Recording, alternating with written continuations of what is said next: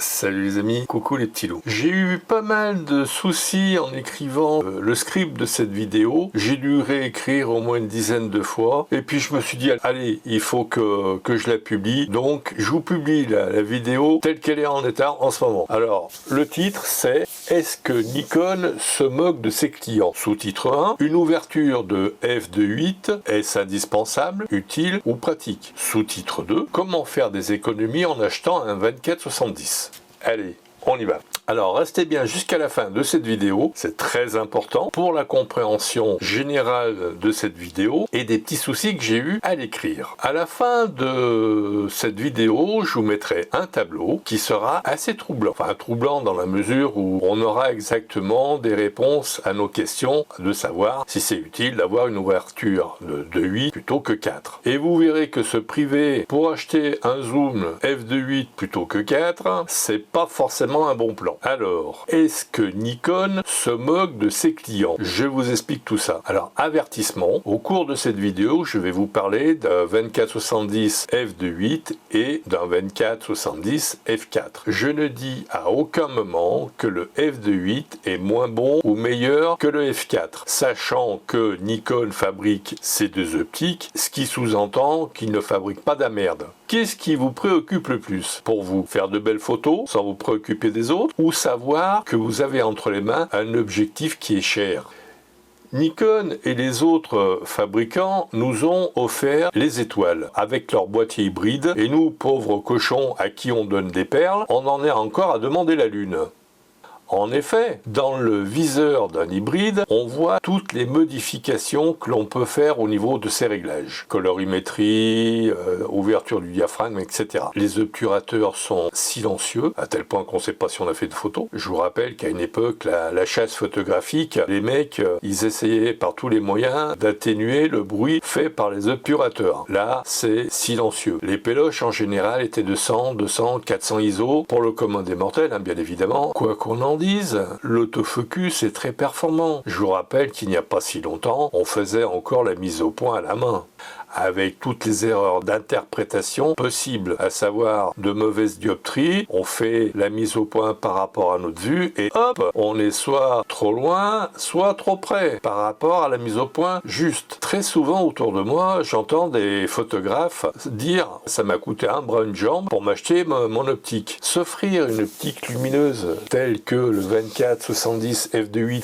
qui coûte 2400 balles quand même, hein, au lieu de se prendre un 24-70 qui est actuellement, au moment où je fais cette vidéo, à 800 € sur Amazon, ce qui n'est pas donné, mais bon, c'est quand même beaucoup moins cher que 2400 balles. Quand je leur pose la question de savoir à quoi va servir cette optique, on me répond pour faire de belles photos. Alors, 2.8, est-ce indispensable? Non. Un vidéaste professionnel, Olivier Schmitt, dont je vous mets le lien de la vidéo sous ma vidéo, parle en début d'une vidéo que c'est pas forcément un handicap, une ouverture faible. La montée en sensibilité de nos capteurs actuels d'hybride, voire de numérique, pallie largement la différence d'un stop de 2.8 à f4. Les viseurs sont suffisamment clairs et lumineux, alors pourquoi demandons-nous encore des optiques rapides? Parce que nous venons de l'argentique et que l'héritage de l'argentique, c'est une optique lumineuse, c'est confortable. Oui, c'était confortable lorsqu'on avait une péloche de 100 ISO. Sauf que maintenant, nous sommes en numérique, voire avec des hybrides et avec tout ce que cela implique. Vous voulez savoir ce que visuellement procure la différence entre 2.8 et 4? Ben voilà, deux photos. La première prise à f2.8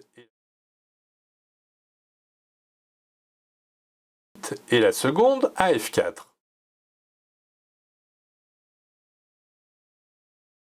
Je vous mets maintenant les deux côte à côte pour que vous puissiez bien faire la différence. La f2.8 est à gauche et la f4 est à droite. Alors le protocole de prise de vue, c'est les cartes à jouer sont espacées de 50 cm et je suis à 1 mètre du plan focal de mon Z6 par rapport à la dame de trèfle. Et le roi de trèfle qui est tout au fond est à 2 mètres du plan focal et à 1 mètre de la dame de trèfle. Vous voyez beaucoup de différences, vous? Alors, f2.8, est-ce utile? Oui, bien sûr, on a une visée un peu plus lumineuse. Pour les portraitistes qui shootent avec un 85 mm, c'est super pratique parce qu'ils n'ont pas à se casser la tête pour savoir s'ils vont avoir un flou d'arrière-plan. Ils en auront un. Tout comme on prend un zoom plutôt qu'une optique fixe. C'est plutôt pratique. Mais quand on est au grand angle, type 24 mm. Non, 24 mm, focale que l'on utilise plus particulièrement pour faire du paysage, quel en est l'intérêt? Quand on prend un paysage, on veut un maximum de profondeur de champ, non? Par exemple, à 2 mètres de distance d'un sujet pris au 24 mm, la différence entre 2,8 et 4 sera de 86 cm. Elle est de 5,4 cm pour un 70 mm et de 7 mm pour un 200 mm. Toujours entre 2,8 et 4. Quand on regarde les prix des différentes optiques, avec leurs ouvertures respectives, on peut se demander pourquoi un tel écart de prix. Est-ce que c'est justifié? Est-ce que c'est justifié de payer 3 fois plus cher une optique parce qu'elle a gagné un stop? Je vous le demande. Je vous rappelle que c'est Nikon qui construit les deux optiques, ce qui sous-entend qu'effectivement Nikon ne fabrique pas pour un de la merde et pour l'autre une optique excellente. Elles sont excellentes toutes les deux. La preuve, c'est que j'utilise le 24-70 f4 quasi journellement et que il est plutôt qualitatif. Je vous rappelle que nous venons de l'argentique avec son héritage. Vous connaissez la chanson, hein? Une optique rapide f2 était le gage de plus de luminosité avec des pellicules de 100 à 400 ISO, pour cause, d'une construction sérieuse et d'un piqué qui allait avec. J'ai démontré avec des photos d'optique Z comme le Z50-250 qui ouvre à 4.5-6.3 en particulier, de construction plutôt cheap par rapport à mon F200 F2. Si on peut espérer être aussi bon avec une telle optique qui est 11 fois moins chère, on ne devrait pas se poser de questions de savoir si une optique à 2.8 est plus intéressante qu'une optique qui ouvre à f4. On devrait méditer là-dessus car un 85 qui ouvre à 1.8 c'est bien plus lumineux que 2.8 et il ne fait que 800 €. Enfin, que 800 €.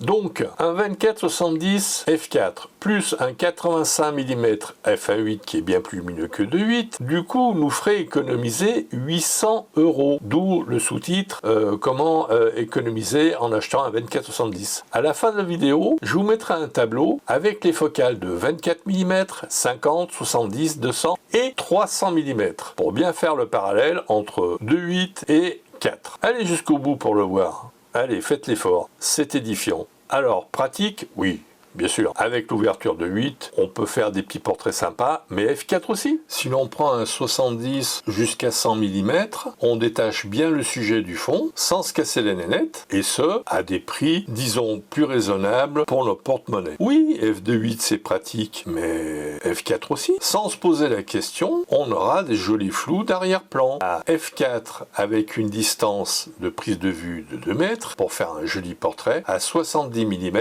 la différence de profondeur de champ ne sera que de 5,4 cm, entre 8 et 4. Un petit tableau pour vous mettre en bouche.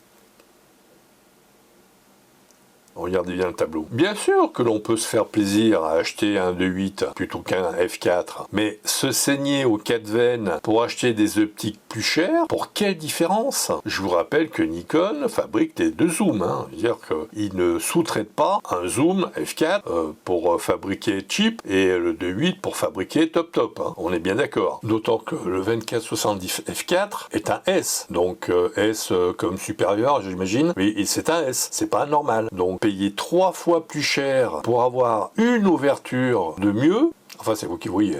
Par curiosité, j'ai fait un calcul pour un 200 mm, prise de vue faite à 5 mètres, à 2.8 puis à 4, la différence est de 4,7 cm. À 10 mètres, au 24 mm, la profondeur de champ, comme à 4, est infinie. Avec le simulateur, comparez les différentes ouvertures. Quand on en est là, je dis qu'avec de tels chiffres sous les yeux, je sais pas vous, mais moi je dis que c'est cher payé pour aussi peu de différence, toujours compte tenu que Nikon fabrique toutes ses optiques. Ne vous attendez pas à faire des miracles par rapport à un photographe qui aurait un 24-70 qui ouvre à 4 et vous un 2.8. La différence ne saute pas du tout aux yeux, par contre la différence au niveau du porte-monnaie se voit très nettement. Conclusion, parce qu'il y a une conclusion. Pourquoi dans ces conditions, avec aussi peu de différence entre 2.8 et 4, pourquoi donc Nikon continue à faire des optiques qui ouvrent à 2.8 plutôt que 4, parce que personne ne fabrique de zoom qui ouvre à f2, comme par exemple un 70-200 f2 ou un 24-120 f2, zoom les plus populaires. Alors que Nikon sait parfaitement fabriquer des nocts, des focales qui ouvrent à f0.95 par exemple, parce que personne ne le fait. Donc, Nikon ne force pas son talent d'opticien. Et pourquoi le ferait-il d'ailleurs? Parce que personne ne le fait. Et parce que nous demandons toujours plus. Mais cette fois, on tape à côté. Avec leur boîtier qui monte super haut en ISO, sans trop de bruit, tel que nous n'avons jamais eu de pellicule qui montait aussi haut, les fabricants nous ont offert les étoiles. Et nous, pauvres couillons, on en a encore à demander la lune. Et c'est pour ça qu'on continue à demander des optiques qui ouvrent à 2.8, alors qu'on pourrait parfaitement se contenter d'optiques qui ouvrent à 4 compte tenu des capteurs modernes. Alors que à 50 mm, la différence est quasiment inexistante. N'oublions jamais que Nikon n'est pas le seul fabricant sur le marché. Les autres fabricants qui fabriqueraient des optiques qui ouvrent à 2.8 se verraient voir affluer une masse considérable de photographes qui voudraient avoir des optiques qui ouvrent à 2.8 par rapport aux gens qui n'ont que des f4.